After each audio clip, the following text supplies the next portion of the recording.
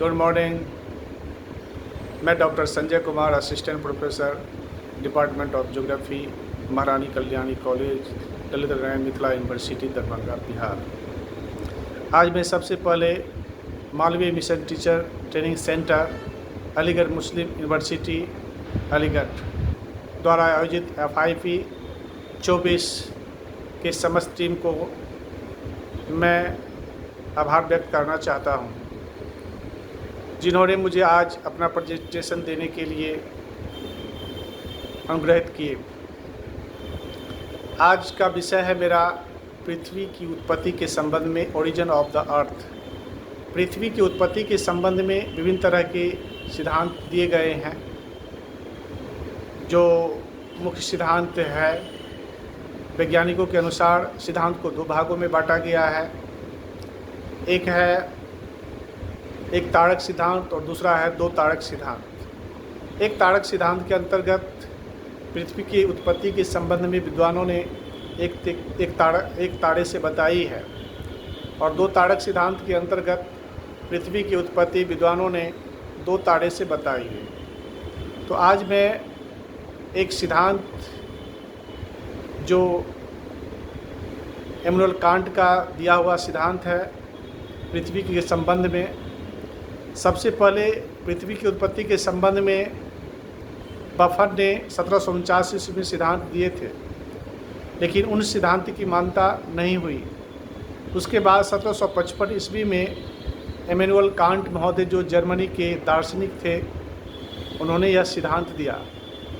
अपने सिद्धांत में उन्होंने बताए कि ब्रह्मांड में जो है छोटे छोटे कण, गैस, छोटे छोटे कण, ठंडी वस्तुएं जो वितरित थे, उसमें गति नहीं थी, लेकिन उसमें एकाएक उसमें गति उत्पन्न हो गई, जिसके कारण आपस में टकराने लगे, और टकराने के उपरांत वो आपस में टकराने के उपरांत उसमें गति उत्पन्न हुई और उसमें रोटेशन होने लगा। गति के कारण उसमें तापमान में भी वृद्धि हुई, क्योंकि जब आपस में वो टकराने लगे तो उसमें तापमान में भी वृद्धि होने लगी। तापमान में वृद्धि होने से वह गैसीय अवस्था में से वायवीय राशि में परिकलित हो गए, और जैसे ही वह रोटेशन होने लगा, एक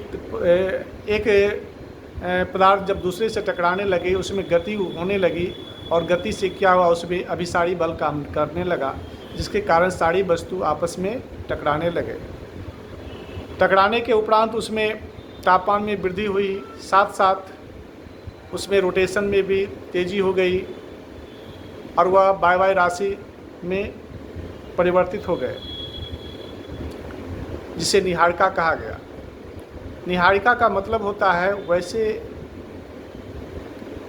प्रक्रिया जिसमें ऊष्मा उत्पन्न हो जाए, और जैसे जिस प्रकार से तारे में ऊष्मा उत्पन्न होती है। उसके उपरांत जब रोटेशन के बाद उसके आकार में भी वृद्धि होने लगी, और एक आपस में खिंचाव के कारण आकार के साथ साथ ऊपर के पदार्थ में भी निहारिका में वृद्धि होने लगी, और निहारिका धीरे धीरे ऊपर की ओर जो है उसका कुछ भाग ऊपर उठने लगा, जिससे क्या हुआ, एक रिंग के समान एक छल्ले बाहर निकले। इसी तरह 9 छल्ले इस निहारिका से बाहर निकले, जिसके कारण जो है अनेक ग्रहों का निर्माण हुआ, जिसमें पृथ्वी, मंगल, बुध इत्यादि जितने भी ग्रह का निर्माण हुआ, और लास्ट में जो शेष बचे वो सूर्य बने।